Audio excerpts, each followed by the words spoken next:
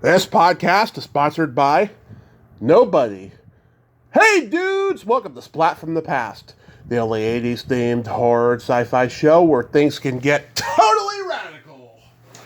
Now today I will be welcoming Paul Bentzen, and I am so friggin' excited. Paul Bentzen got to star in many of Bill Rebane's low-budget horror sci-fi classics.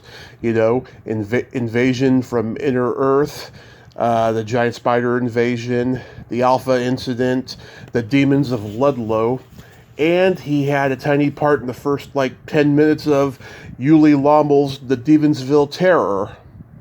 And I'm going to talk about all that stuff today, and I can't wait. Paul Bentzen, he was just this mythic presence on screen in these movies, you know. I mean, he was so good. I always wondered why, he wasn't in anything else, I know that he was a local Milwaukee actor and so forth and stuff, but I thought he was so talented, and I love what he did in Bill's movies, and it's going to be a great conversation today. I've had Bill on, and I've also had John Goff, one of his co-stars from the Alpha Incident, on, a couple times.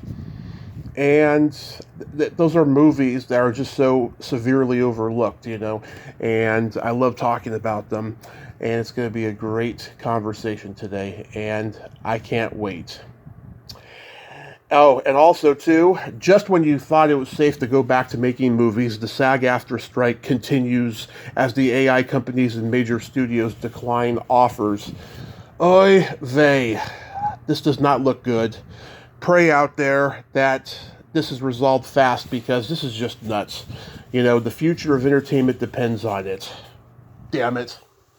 So yeah, here is my interview with Paul Bentzen. Hey, Paul, welcome to the show. How are you today, sir? This must be Tommy. How are you doing? I am fantastic. This is such a great honor. Thank you so much for taking the time today. Oh, sure, my pleasure. Thanks for thinking of me. Absolutely. So, going back in time, did you gravitate toward acting early on in your childhood? I did, but I didn't really realize it. When I was a kid, we used to go to Saturday matinee movies, and we would kind of reenact these movies. And I remember Rob Roy, the Disney production. Remember that? Glynis Johns. Oh, yeah. And Richard Todd. Mm-hmm. Remember, we used to do that one a lot. And I would sort of end up, I guess you would say, directing things now. But in those days, I would just, whatever I was doing. But I would get really mad at playmates of mine that would break character. I'd get really ticked at. That was the roots of it all back then. Because actually, I think acting is just playing, Oh, absolutely. It's pretending is what it is. It is, yeah, and it's just, it's play. It's things that kids do naturally, and somehow through our lives we get taught that that's not a good thing to do. Yeah. They get stifled, Absolutely. Yeah. Some people just, keep going, and they do it in unhealthy ways. So did you get involved in school plays and community theater and all that? My first experience with any kind of theater was in college. I went to an all-boys Catholic high school, and there was no drama there. Well, there was drama, but there wasn't a drama department or anything. So, yeah, it didn't become something that I, pursued as any kind of discipline or study until I was in college. That's where I discovered it. Mm-hmm. Yeah, you went to the University of Wisconsin-Stevens Point, and That's right. You graduated with a Bachelor of Arts in Theater Arts. Yep. What kind of plays did you do there? Shakespeare, musical theater? I did not do any musical theater. We did some Shakespeare. The one Shakespeare I do remember doing was Twelfth Night. We did a variety of things. The Write Me a Murder was my Frederick Knott was the first play I was in. I think I had a walk on. And then the next play I was in was Detective Story. Oh, yeah. And I got to play one of the burglars. He gets to shoot down the main character at the end of the play. Great fun. Yeah, that's a great movie with Kirk Douglas also. Kirk Douglas, right. That's right. Did you have any classmates there that we would know? Any which? Yeah.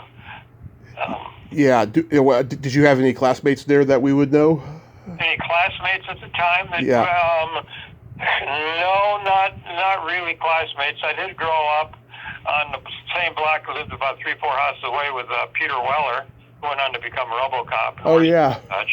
Yeah, that's it. Yeah, but no classmates that went on to do anything big. No. Yeah, he went to the Actor Studio or something like that. Yeah, I lived in New York for quite a while. Yes. So after you graduate, did you decide you were going to stay in Wisconsin, or did you try to move to LA or New York? Well, I was sort of hemming and hawing about what the heck to do. I had a bluegrass band for a while, and I would pick up local things to do community theater, do stuff. I did a short film in college. I had two friends that were filmmakers, and there was no credit for this. There was no film courses, and we shot this 20-minute long Civil War story with original costumes that a friend of ours collected and stuff, and we made this movie, and it won a bunch of awards through the Photographic Society of America competition, and we went to St. Louis and got awards for that. So that was my first real introduction into movies. Yeah, so how do you meet Bill Rebane? Yeah, that was way prior to Rebane. This was in 1963. My first experience with Bill Rebane was about in 1973. I think it was. I auditioned for him in Wausau, Wisconsin, and that was for his film then entitled The Selected. Yeah, it became Invasion from Inner Earth. Invasion from Inner Earth, yes, and then it had another title too, They or something. It got bounced around a lot of different places and renamed it, but it did become Invasion from Inner Earth, correct, yes. You and him had instant rapport enough to keep working on movies together. Yeah, I did those films with Rebane, and that's mostly late 70s, early 80s. Right. I got my SAG card because of Giant Spider Invasion. Right. And then because I was SAG, I was able to get into Actors Equity stage auditions. And so I did that, and then I got a gig at the Milwaukee Repertory Theater. They got me my equity card. For the most part, I've worked stage, in Milwaukee, and then I became a company member at American Players Theater, which is in the southwest part of the state in Frank Lloyd Wright country in Spring Green, and I was with them for 32 years. Right. 32 seasons of outdoor Shakespeare and classical theater, yeah. Right. That was the broad thrust of my work, as they say. Yeah. So, I like Invasion from Inner Earth. Bill told me it was his first feature film, and he had just moved to a farm in Wisconsin when it happened. It looked like it was very cold on screen. It was very cold. We shot that winter, and the snow was deep, and we walked through a lot of it. And just lots of footage of us tramping through deep snow drifts and just having great fun. When you're young, you do that stuff. Yeah. And think nothing of it. And didn't get paid a lot. Didn't worry about that either. So it was a fun time. Learned a lot. Yeah, you guys did a good job of making it look like Canada, even though it was Wisconsin. Yeah, right, exactly. Yeah, we had there's some pretty wild country up where Bill lived, and I remember walking across this frozen swamp up there, and that looks like it could be Canada, Muskeg or something, and we were walking over. Yeah, it was wild. It came out very well, and that was all shot in 16 millimeter too, right, and blown up to 35. Yeah. How long were you guys there for in that cabin? Well, pardon me? How long were you guys there in the cabin for? How long were we in that cabin? Well, the cabin was at a park in Tomahawk, Wisconsin, and we would go in there and shoot scenes there. We had these oil blower heaters we would crank up in there, and then we would turn them off, and it was time to shoot a scene. So it got pretty cold in there. But we were we stayed. I stayed with a bunch of actors at some farmhouse. I think they call it the bunkhouse. It was like being lumberjacks, as I remember that. But we shot a lot of those interiors in that cabin in Bradley Park, Tomahawk, Wisconsin. That building is still there. Nice. I haven't seen it. Yeah. Nick Holt, he had good acting chops, but sadly he died at the age of 30. What was he like to work with? And who is this now? Nick Holt. Oh, Nick Holt, that's right. No, we became good friends, and Nick was great. And I went to visit him and his girlfriend Freddie Chapman in Chicago, and he introduced me to an agent there. Mm-hmm. And he really tried to help me a lot. I knew nothing. I didn't know about headshots. I didn't know about resumes. But he introduced me to Shirley Hamilton, and I was with her for a while. We were in touch, and then he moved out to L.A. And interesting, spooky story about him. I was it was a little theater company in Racine, Wisconsin, and I was going through some papers, and I pulled out a sheet, and it was a composite of Nick that he'd given me, photos of him. I just, for some reason, flipped on the TV, and there he was. Now, what a coincidence, or what are the chances of that? Yeah. He was in a movie where he was like, they thought he was dead, but he was still alive.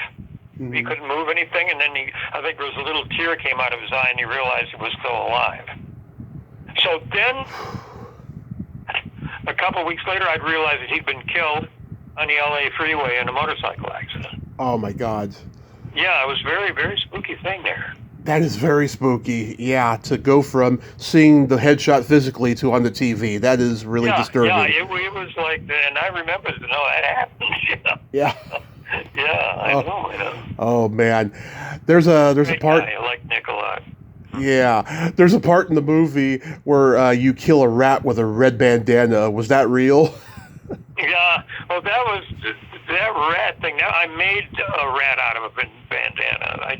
It was like it was an old trick my father taught me.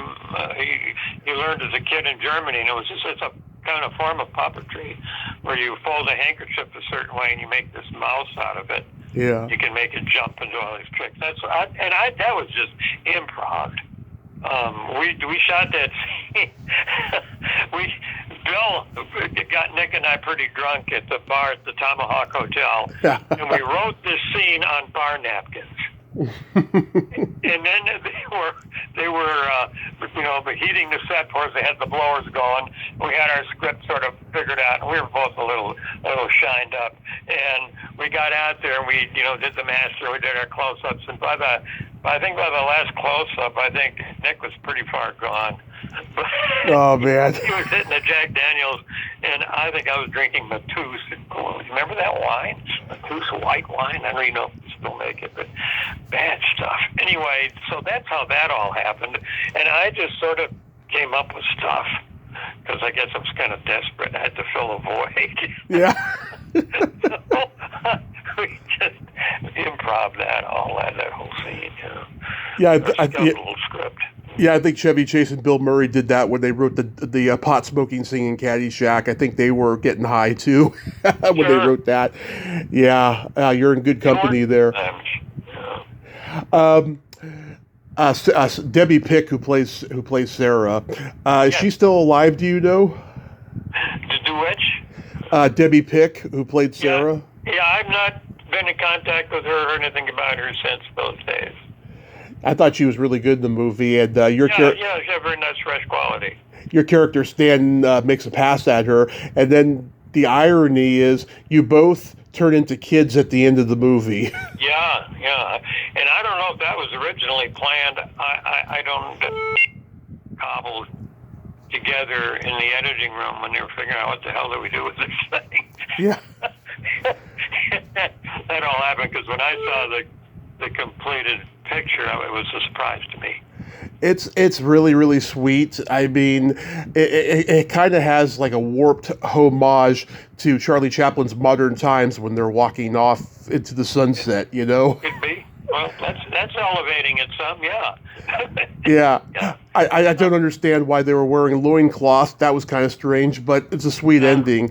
And after you guys had like the last 20 minutes of that movie just walking, trying to find this thing that's trying to destroy the earth, Right, yeah, we did a lot of walking together down empty streets and wherever we were going. Yes, I recall that. Yeah. So the giant spider invasion, or as Bill called it, the giant spider disaster, Right. Was that fun to do? I didn't hang out much on the set when I wasn't working. I got along really well with Robert Easton. Mm-hmm. Bob and I had a scene together. And Alan Hale and Barbara Hale and everybody and Steve Brody, they were all great. I got along with them really well. But when I wasn't working, it was kind of a testy set because it was a very, very hot summer. And we shot that at 35, and you're lugging around this big, heavy Mitchell camera up and down these hills, and I think, and there was some drinking going on. It was pretty bombed. A lot of the crew were pretty bombed by noon, and I just didn't want to be around that. I was just showed up on the days I was working, but the days I did work, and it was fun. It was a lot of fun working with Bob. He was great. Yeah, did you get to spend any time with Alan Hale Jr. or Barbara Hale? I got to spend some time with him. I remember sitting in a police cruiser in downtown Merrill, Wisconsin, with Alan Hale, Dutch as we called him, and I remember bumming a cigarette off him. Yeah. But he was just like you would expect him to be. He was just very personable, completely unintimidating, very open, very nice and supportive. Nothing but good things to say about him. And Barbara, too. She was a real pro. Oh, yeah. And, she's William Katz's mother. Yeah, they were all great, all the principals in that show. Didn't have any problem with that at all. Yeah, I love how, Bill's always having you get rejected by beautiful women in these movies. And you get rejected by Diane Lee Hart. She's got that towel wrapped around her. Yes, and then right. And then ironically, you get attacked by the spider in your car, and then you drive into that farmhouse gas station, which catches fire, and your scream makes me laugh. And then the spider attacks her after. Yep. Story of my life, Tommy. That's how it happens. Yeah. I know. I was the fall guy, and but that was quite a sequence. They wanted me to drive that car into that building, but I'm not a stuntman, and I said no. And the guy that did it, a piece of wood came through the windshield. He could have got hurt. Some night I didn't do that, but I was me in the building though with the fire behind me. Yeah, you're at major risk for getting seriously hurt or hurting somebody. Well, I had to break that window out. It was a real window. I was hoping maybe they would build me a window with balsa wood framing and canned glass, Yeah. that I could kick out convincingly and escape. But now it was a real window, with a lot of jagged glass. But they managed to turn that fire off. It was on they had on a controlled propane kind of a situation. But it looked scary looking back at it. Yeah. I was reading that ABC showed the movie like 3 times. That's mind-boggling considering the low budget quality, and back then ABC needed content, and they could show only so many mainstream movies back then. They had to show low budget stuff as well, I did not know that. I knew it had popped up on Turner Classic Movies. Oh yeah. Like 3 a.m, Yeah. that kind of thing. And of course it was, at the time I remember picking up a copy of Variety, and it was one of the top 10 grossing films in the country for about a week. Wow. Because he just flooded all the theaters with prints. And he built up this curiosity, so people just came out to see it that opening weekend, but then it kind of slacked off after that. But it was a top 10 grossing film. And then it got worldwide distribution, too. Oh, yeah. I mean, back then, these movies were in the grindhouses, and they made money, Oh, yeah. Kids were going to see them, teenagers. I mean, it was huge back then, huge. There's no internet, Right, exactly. It made a lot of money for everybody but the production team. I didn't make much money. Bill didn't make much money, but the distributors, they did very well. Yeah. Now, the Alpha incident this is my favorite of Bill's movies because, Yeah. again, taking the premise of invasion from inner Earth, where people are being locked in a space with all the same problem, yet they have to learn to get along and fight the same problem. Did you enjoy this experience? I did. I did have fun doing that film. I think that was probably one of the better scripts that Bill ever had. Yeah. And that was written by his cousin, Ingrid Newmeyer. And I think she's his niece, actually. It was very nice. I very much liked working with Buck Flower and John Goff. Yep. And Stafford Morgan. We got along great. We had a lot of fun. I did enjoy that. The sequences I was in, all the stuff that they did, the interiors of that railroad station were all on Bill's property, and that was a set built in his studio. Mm-hmm. And it was a pretty neat set.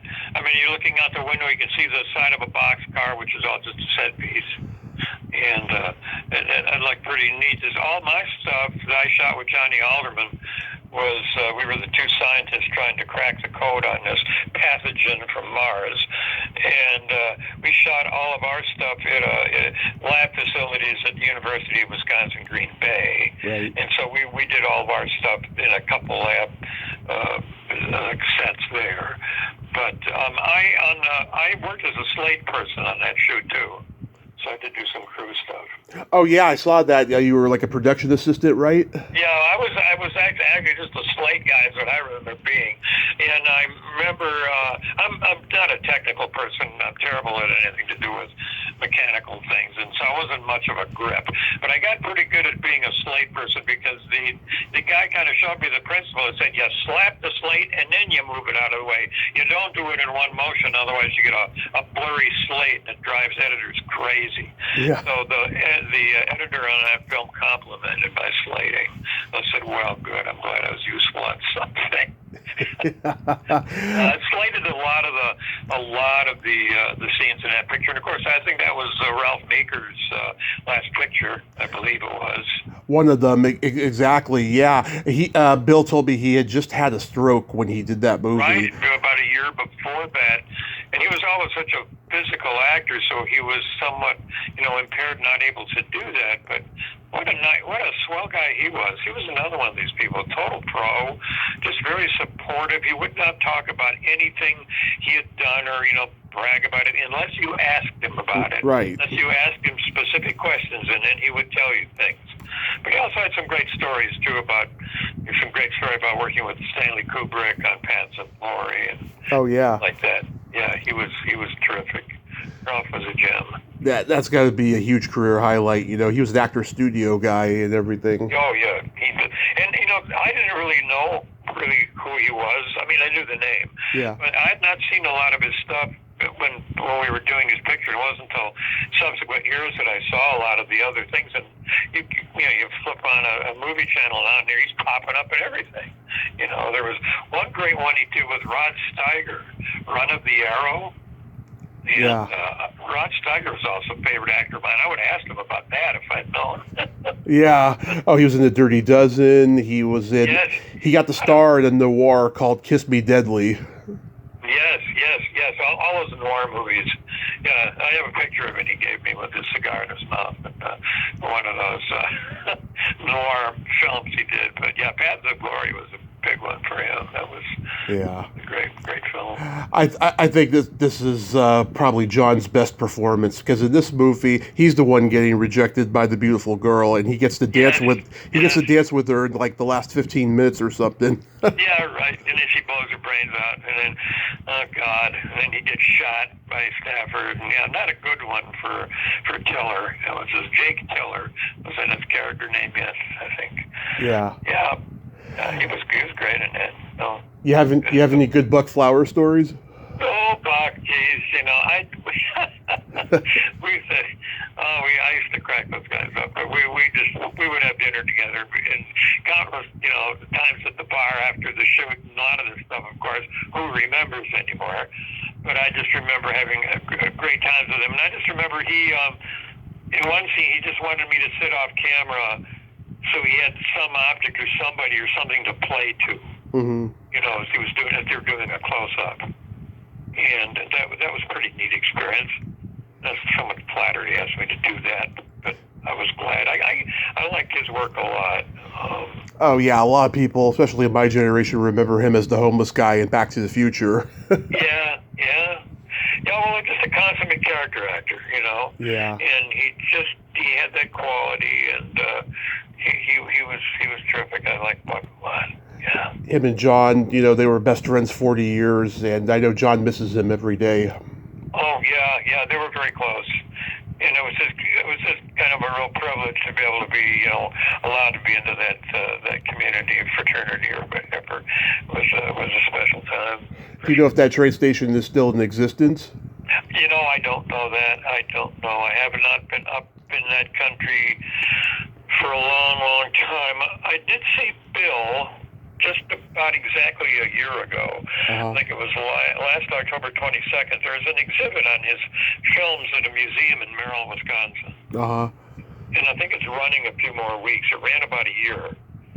And you have a reconstructed spider up there, and production stills and other memorabilia from the films. And I was up there for the opening of that, and he was there. That's the last time I saw him. But I've talked to him on the phone since then. But yeah, there's a guy that researches him a lot up there that did this exhibit. And he keeps sending me pictures. Do I remember where this is? Do I remember where that is? And so I just can't recall where these sets or what the hell they were. But he's on it too. So my local creature feature show in the Bay Area, they play the Alpha Incident at least once a year. Oh, they do? Really? Yeah, so it's starting to become a creature features classic.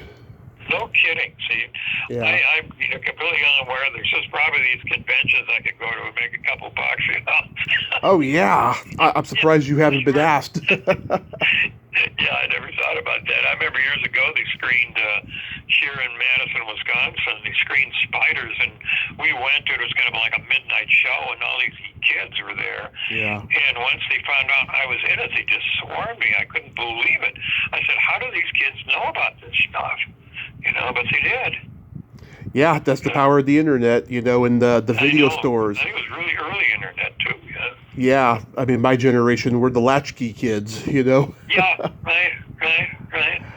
So the Demons of Ludlow, you play a priest, and he acts more like a sleuth than a priest. Yeah, I don't know, you know, that was very ill-defined, and, you know, it was ill-defined about place, and it was a strange picture. Yeah. But I had, you know, a few things to say in doing that, and it was interesting, a little frustrating sometimes, but we weren't quite sure where that was leading either. But yeah, and I mean, Stephanie Kushna and I got along great. We were always improving comedy things, which never got into the picture. But I don't know where she's at anymore. I haven't heard from her at all. Oh, Stephanie Kushna?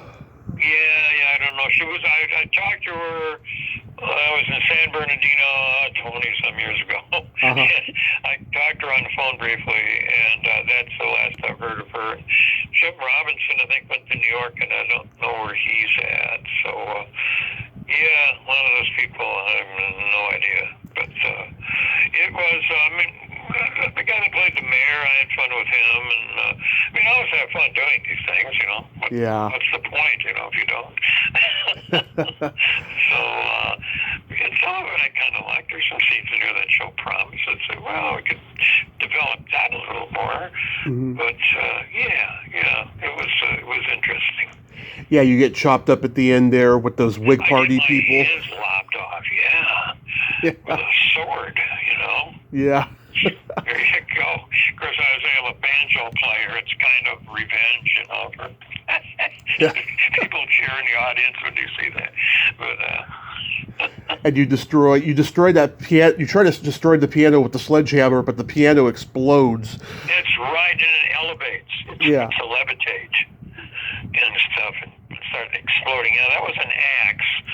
I wasn't sure how hard he really wanted me to hit that thing. If he really wanted me to destroy it, I kind of didn't think they did. But I remember just doing one good whack right on the keyboard with that axe. Yeah, and then the rest was, live special effects. Yeah. How do you come to work with Uli Lommel on the Devonsville Terror? Oh, Uli Lommel, yeah. That was fun. I didn't have a lot of time on the picture. My stuff was all shot early on, and it was the flashback stuff at 1683 in colonial New England or whatever. And I was playing, the witch inquisitor guy, Isaiah Worley. Was that it? Yeah. And I enjoyed working with him. That was good. It wasn't a real long shoot for me. But I used to come around on days when I wasn't shooting, and there's some people I really liked that were on there. Robert Walker Jr. was a really nice guy, and I really liked talking to him about stuff and getting his perspective on things. He was a very, very open, person. Very, very, very nice. Donald Pleasance, did you meet him? I did not get to meet Donald Pleasance. They were going to fly me out to L.A. to do a sequence with him, and they found out that they could cheat around it and save some money. I never got to meet him. No, I would like to have. Wonderful actor. What was Uli like as a director? Uli was very precise. I knew what he wanted. He was pretty clear about what he wanted. There wasn't a lot of complexity in what I did psychologically or whatever. It was a bit theatrical, to be honest, which is okay. And it was like just a few. He gave me room to improv things and reactions and stuff, and I got along with him fine. And his wife was very nice too. Susanna Love, yeah. And she was very nice. So yeah, I got along with everybody. So yeah, you were really committed to that role, playing that executioner in the first 10 minutes. During the Salem witch trial. I mean, you're just really committed to it. Yes. It was gruesome fun. I look at that now. It's good for a chuckle. I might try that out here for the Halloween holidays, to show those opening sequences. And it's interesting you called me on Friday the 13th too. Oh yeah. Yeah, that was a nice touch. Yeah, I know, it's crazy. Did you ever go to any of the wrap parties or screenings for any of these movies? Let's see. We had a big opening night gala thing for Invasion from Inner-Earth was selected, and I was sort of the master of ceremonies on that. We had some little stage show we devised, and that was fun. And that was I went to that. As far as other openings for other ones, I can't recall. I don't think we had such a thing for Spider Invasion. That was just kind of all over the place. I didn't.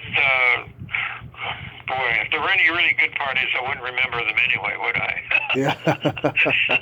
Maybe not. Yeah, maybe you had too much of a good time. Yeah, well, that could be. That could be out. That's a distinct possibility. But I don't recall any huge rap parties for.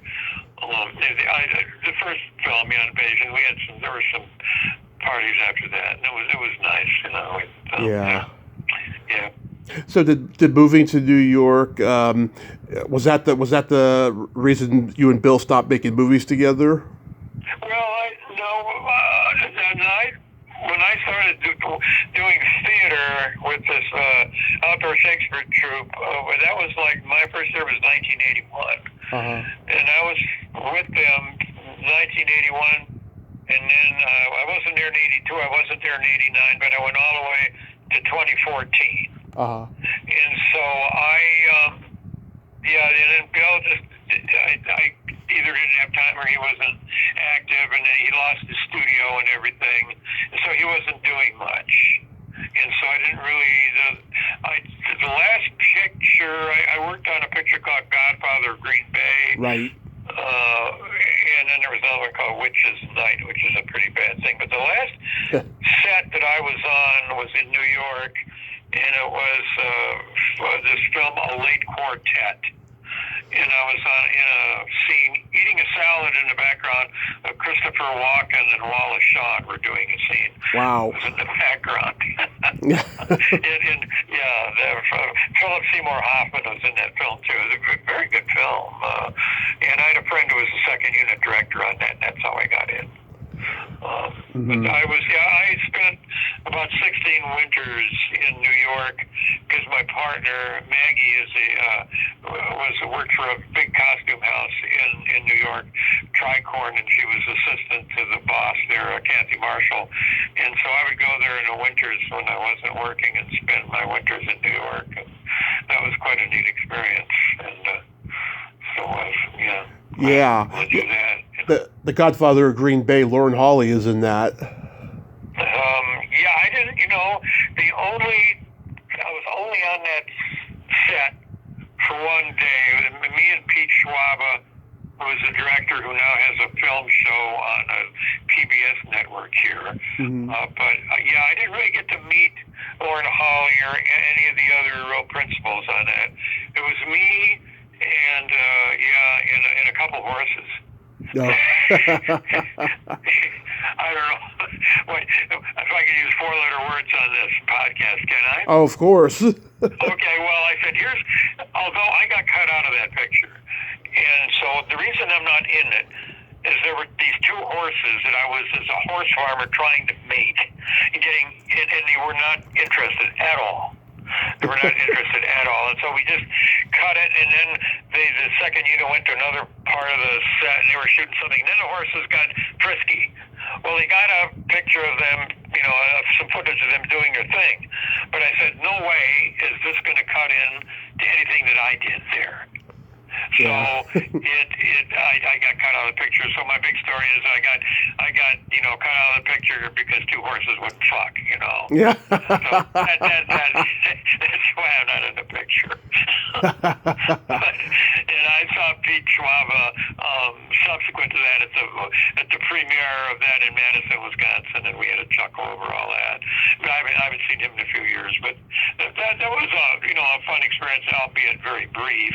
But actually, it wasn't that much fun because I spent most of my time sitting around in the trailer getting eaten alive by these Asian lady beetles. So, suffer for your art, Yeah. I never even saw any outtakes of that or any of the footage I did. So I'd like to. He was happy with what I did, but it just couldn't cut into the picture. The story was more important than my part of it. So there you go. I actually have a friend who was in Witch's Night, Betsy Baker. Oh yeah, okay. Yeah. Well, you got quite a background here. I don't know if I recall her. I remember some of the guys, and I would I'd hang around because I like actors, and I would hang around when we weren't shooting, and I'd visit with them and stuff. But I was just a very brief sequence in that. It was just inside of this bait shop. Or I was just kind of crazed. I don't know what, but anyway. Yeah, she was one of the stars of The Evil Dead. I actually had her back on the other day. And stuff.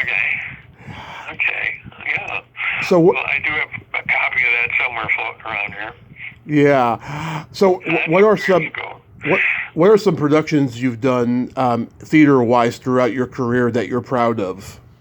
Well, I was always a character actor. I was never a leading guy. I was always a character, and that's fine with me.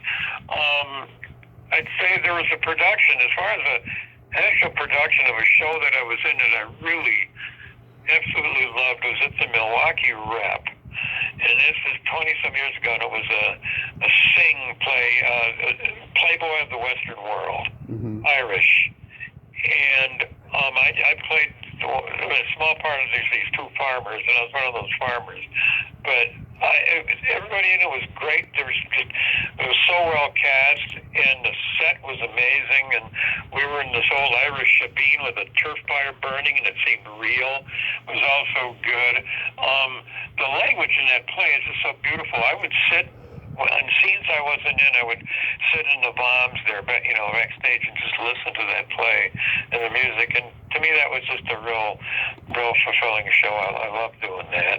At American Players Theater, a few years ago, we did Of Mice and Men, and I played Candy, and that's a great part. I had fun doing that. And then we did another 3-piece show called Heroes, which was a translation by Tom Stoppard, and I'm trying to remember the name of the playwright. It's French, and it escapes me. But that was a three-hander, three-character thing. It was 3 old guys there was all World War I vets at a home for old soldiers in France. But it was pretty nifty little piece. So yeah. Those are the ones I remember lately. Did play Polonius and Hamlet, and played Feste in Twelfth Night. He was the jester and the troubadour. But yeah, a lot of stuff over the years. I don't know. It's hard to pick out one favorite thing. I would say my favorite role is the one I'm doing now. Oh yeah. And the one I'm doing now is talking to you. So. Yeah. Thank you. I appreciate that. Yeah. You did a production of Mice and Men. Who did you play in that one? That was Candy. Oh. The old stable guy with a missing hand. Okay. Yeah, and he had the dog, and stuff. It's it can be a real tearjerker. Can be sentimentalized if you let it be. I tried not to, but it's a cool part. Yeah.